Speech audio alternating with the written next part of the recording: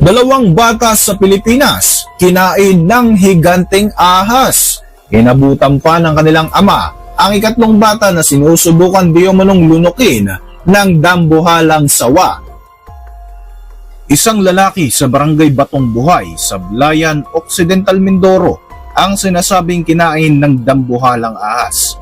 Ang trahedya na ito na naganap sa kagubatan ng Mindoro ay talaga namang umagaw sa atensyon ng buong bansa. Sa video na ito mga kabayan ay pag-uusapan natin ang mga real cases ng mga taong kinain at nilunok ng ahas mula sa Pilipinas. Kien Nation, alam nyo ba na mayroon palang isang dambuhalang ahas ang pinaniniwalaang umaatake sa mga katutubo sa kabundukan ng Sierra Madre?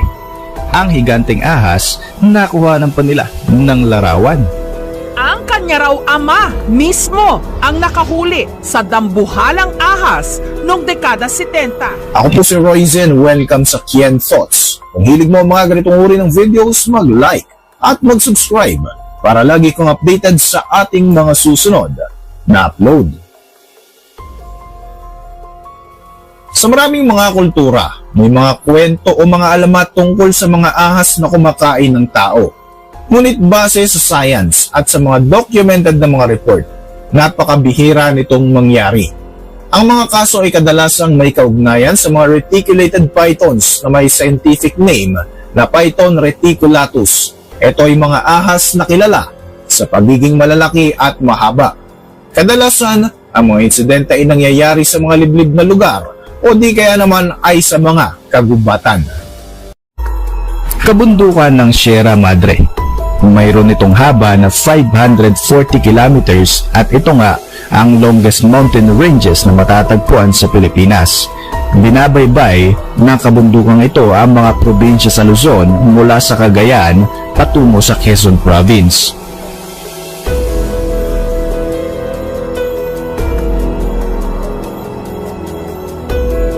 Dito nga matatagpuan ang karamihan sa mga indigenous people katulad ng mga Agta Negrito sa Kasiguran Aurora. Kilala ang mga Agta bilang hunters o mangangaso at isa nga sa mga hayop na madalas nilang makaengkwentro ay ang mga malalaking ahas sa gubat. Maraming mga kwento-kwento sa kanilang mga villages kung saan ang mga Agta hunters ay nakaka-experience ng pag-atake mula sa mga naglalakihang ahas. Dahil nga sa mga kwentong ito tungkol sa mga giant snakes sa gubat na umatake sa mga katutubo, nainganyo ang anthropologist na si Thomas Headland upang bumisita sa Pilipinas noong 1960s at pag-aralan na rin ang buhay ng mga agta sa Kasiguran Aurora.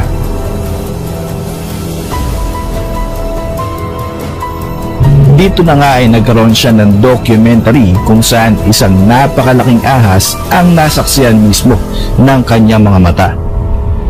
Ayon sa isinagawang survey ni Headland sa mga lalaking agta, 26% sa mga ito ay nakakaranas ng pag-atake mula sa mga higanteng reticulated python.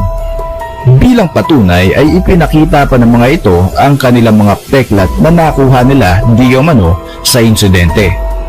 Ayon pa kay Headland, mayroong 6 na fatalities o mga namatay sa mga Agta Negrito sa pag-ataking ito ng mga ahas na naitala sa pagitan ng 1934 hanggang 1970s.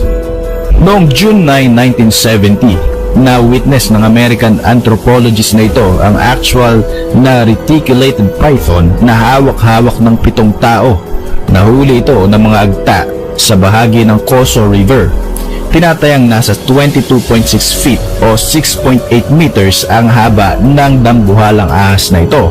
May kakayanan itong lumunok ng tao kung gugustuhin ito dahil sa sobrang laki ng nasabing ahas. Isang araw nga sa kanilang paghunting sa nasabing higanteng ahas ay nahuli nga nila ito at bilang ebidensya na nag-i-exist talaga ang naturang reticulated python, kinuha na nila ito ng larawan. Sinasabing ang dambuhalang ahas nga na ito ay ikatlo pa sa pinakamalaking ahas na nahuli sa buong mundo. Ang larawang ito ay ang nahuli nilang higanteng reticulated python. Hawak ng 2 katutubo ang dambuhalang hayop habang ipinapakita nila ito sa kamera. Ang nakahuli sa python ay si Kekek Aduanan, isang katutubong agta. Matapos nga nila itong karnihin at alisan ng balat, kinuhanan din nila ng larawan ang balat ng dambuhalang ahas na hinawakan pa ng 7 katao. Ang reticulated python na ito ay tinuturing na longest snake in the world, kung kaya naman kaya nitong kumain o lumunok ng isang buong baboy. Kaya din itong kumain ng tao. Ang anthropologist na si Thomas Headland at ang herpetologist na si Harry W. Green ay nagsulat ng isang research paper noong 2011 na inilathala sa Proceedings of National Academy of Sciences. Si Headland ay tumira kasama ang mga agta people sa loob ng 24 years simula noong 1962 at formal nga niyang in-interview ang 120 na mga matatandang miyembro ng tribo tungkol sa kanilang mga karanasan sa reticulated python. Maingat niyang kinumpirma ang bawat kwento sa pamamagitan ng maramihang mga saksi upang masiguro ang katumpakan ng mga impormasyon. Ayon sa pag-aaral, madalas mangyari ang mga engkwentro sa pagitan ng mga tao at ng mga sawa. Tinatayang 26% ng mga lalaking agta na kanyang nakausap ay nakasurvive sa tangkasan ng pag-atake ng mga higanteng sawa. At kahit isang punto nga daw sa kanilang buhay, marami sa kanila ang meron pang malalalim na pilat bilang mga ebidensya. Mas madalas umanong targetin ng mga sawa ang mga lalaki dahil sila ang kadalasang nangangaso sa mga makakapal na kagubatan kung saan naninirahan rin ang mga higanteng ahas. Mula 1934 hanggang 1973, mayroong 6 na naitalang nakamamatay na pag-atake sa loob ng isang maliit na populasyon ng mga agta na naninirahan sa kabundukan ng Sierra Madre, katumbas ng isang trahedya o ng fatal incident kada isa o 2 taon. Sa isang kaso, ang isang lalaking agta ay kinain ng higanteng ahas. Nang mawala siya, ang anak niyang lalaki ang nakatagpo sa nasabing ahas sa hindi kalayuan sa kanilang bahay. Agad niya itong pinatay at nang buksan nga ang tiyan ng nasabing sawa, ay nakuha dito ang bangkay ng kanyang ama. Sa isa pang nakakatindig ng balahibo na pangyayari, isang ama ang bumalik sa kanilang kubo at laking gulat niya nang makita ang isang higanteng sawa na pumatay sa 2 niyang mga anak, habang ang ikatlo naman ay sinisimula ng lunukin ng ahas mula sa ulo ng bata. Dahil sa galit, kinuha ng ama ang kanyang itak at agad na pinatay ang nasabing ahas. Swerte na lamang at nakaligtas ang ikatlong bata na sana'y muntik na ring maging biktima ng malaking ahas. Ayon sa mga wildlife experts, ang mga reticulated python dito ay maaaring lumaki ng hanggang 8 to 9 meters at may sapat na lakas ito para lingkisin ang kahit malaking baboy, mga usa o ang malungkot na kaso ay ang mga tao. Ang ganitong uri ng mga ahas ay hindi makamandag pero ginagamit nila ang constriction o paglingkis hanggang sa mawala na ng hininga ang kanilang mga bibiktimahin. Kapag wala ng tibok ng puso, saka nito lulunukin ng dahan-dahan ang biktima mula sa ulo hanggang sa tuluyan nga itong makain ng buo.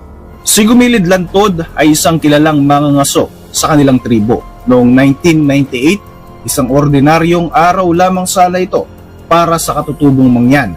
Siya ay isang ama na may 6 na anak. Ayon sa kwento, nagtungo siya sa kagubatan sa sitio Kulasisi, Barangay Batong Buhay sa Blayan Occidental Mindoro upang manghuli ng paniki. Sanay na siya sa kabundukan. Ito ang kanilang tahanan. Nandito ang kanilang kabuhayan at ang kanilang nakasanayang lugar. Pero noong araw na yon, hindi na siya nakabalik. Napansin ng kanyang mga kaanak at mga kalugar ang pagkawala ni Gumilid. Noong una, hindi pa sila gaanong nag-aalala. Iniisip kasi nila na baka bumaba lamang ito sa kapatagan o baka may dinaanan lang o baka naman nagpapahinga lamang sa loob ng kuweba. Ngunit habang tumatagal ang paghihintay at lumilipas sa mga araw na wala pa ring balita tungkol sa lalaki, dito na nagsimulang mabahala ang kanyang pamilya at mga kanayon. Ayon sa ilang accounts, umabot pa nga sa puntong pinaghinalaan na baka siya ay dinukot ng mga rebelde. Isang posibilidad na nag-udyok sa ilan para humingi ng tulong sa mga opisyales para palawakin ang paghahanap sa kanya sa kagubatan. Nag-organisa ang mga katutubo ng malawakang search party sa kagubatan kasama ang kanyang pamilya at ang ilang miyembro ng mga militar. Araw-araw nilang sinusuyod ang buong kagubatan kung saan posibleng napadpad ang nawawalang lalaki. Ilang araw na ang lumipas nang may madiskubre silang kakaiba sa isang liblib na bahagi ng kagubatan. Isang malaking sawa, mabagal ang paggalaw at halatang busog na busog pa rin ito dahil sa laki ng kanyang tiyan. Ang pagkabundat ng tiyan ng ahas ang agad na nakakuha ng atensyon ng grupo. Hindi ito pangkaraniwang tiyan ng isang sawa. Malaki ito, bilugan at tila mayroon itong napakalaking kinain. Dito na nagkaroon ng hinala ang mga tao na baka ang lalaking hinahanap nila ay kinain na ng ahas na ito. Dahil dito, napagpasya nilang patayin ang napakalaking ahas at biyakin ang tiyan nito upang alamin kung ano ang kinain ng naturang hayop. Ikinagulat ng lahat nang nakapanood ang sumunod na mga pangyayari. Sa pagbiyak nila sa tiyan ng sawa na tinatayang nasa 23 feet ang haba, natagpuan nila rito ang katawan ni Gumilid Lantod. Wala na itong buhay at ayon sa mga report, ang kalahati ng katawan nito ay halos naaagnas na. Ang balita na ito ay umabot hindi lamang sa lokal na media kundi pati na rin sa ibang bansa. Noong April 1998, naglabas ang German publication na Express gamit ang datos mula sa AFP. Ayon sa kanilang report, nag-iisang nanguhuli ng paniki si Gumilid Lantod sa Mindoro Island sa Pilipinas nang umatake ang 23 feet na python sa kanya. Nilingkis nitong lalaki hanggang sa malagutan ito ng hininga at saka sinimulang lunukin. Kalaunan ay natagpuan ng isinagawang search party ang malaking ahas na sobrang busog. Biniyak nila ang tiyan nito at dito ay natagpuan nga ang katawan ng kaawa-awang lalaki. Dito unang nagmula ang widely circulated version ng kwento na sumusuporta sa mga naunang ulat mula sa komunidad sa Mindoro. Sa Pilipinas, mabilis na kumakalat ang balita sa radyo, pahayagan at lalo na sa telebisyon. Sinasabing na-feature din ito ni kabayang Noli De Castro sa kanyang programa na Magandang Gabi Bayan noong 1998 na nagbigay ng mas malawak na coverage sa pangyayari. Sa kasagsagan ng balita, kumalat ang isang larawan ng isang higanting python na may nakaumbok na katawan sa tiyan, bagamat nagkaroon ng iba't ibang bersyon at kwento online pagkalipas ng maraming taon. Ang pinagmulan nito ay ang insidente sa Mindoro noong 1998 na kaso na nga ni Gumilid Lantod. Sinubukan kong maghanap ng mga videos, articles, news report at iba pang mga resources na related sa kaso na ito, subalit wala po akong natagpuan. May ilang mga forum, mga article at iba pa mga blog na nabasa ako, pero ang lahat ng mga impormasyon ay base lamang din sa mga kwento-kwento o haka-haka. Sinubukan ko ring hanapin ang video o ang news coverage na kiniklaim ng marami na na-feature ni kabayang Noli De Castro. Pero since 1998 pa di umano naganap ang pangyayaring ito, maaring hindi ito available ngayon o maaring nasa archive ito ng ABS-CBN. Gayunpaman, maraming mga taga-Sablayan, Occidental Mindoro ang nagsasabing nangyari talaga ang insidente na ito.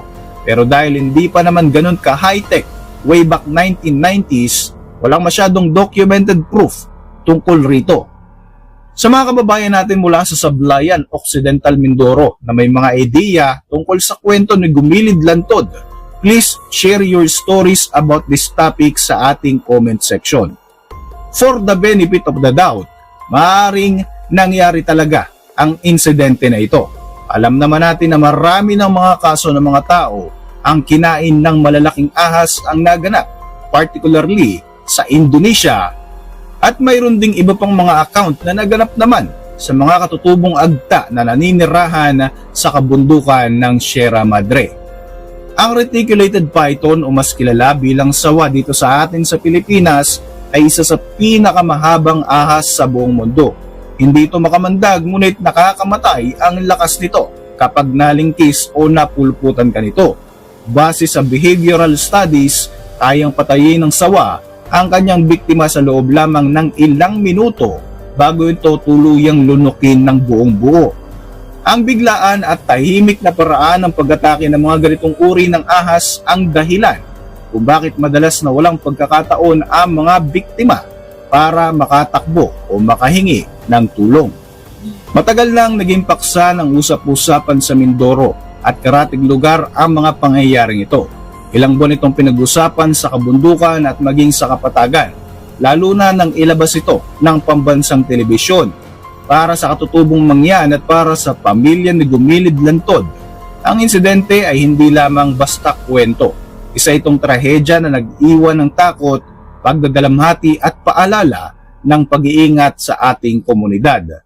Hanggang ngayon, mahigit 2 dekada matapos ang nasabing insidente, nananatili itong isa sa pinaka-documented at pinakakilalang kaso ng isang tao na kinain ng sawa sa Pilipinas.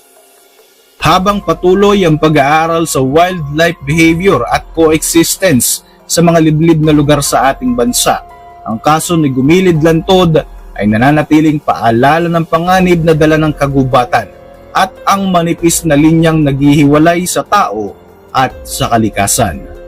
Para sa inyong mga reaksyon, mag-iwan lang ng komento sa ibaba ng video na ito. At para manatiling updated sa ating mga susunod na upload, siguruhing mag-subscribe. I-like mo na rin ang ating mga videos bilang suporta. Muli, ako po si Royzy at maraming salamat sa patuloy na pagsubaybay sa ating channel.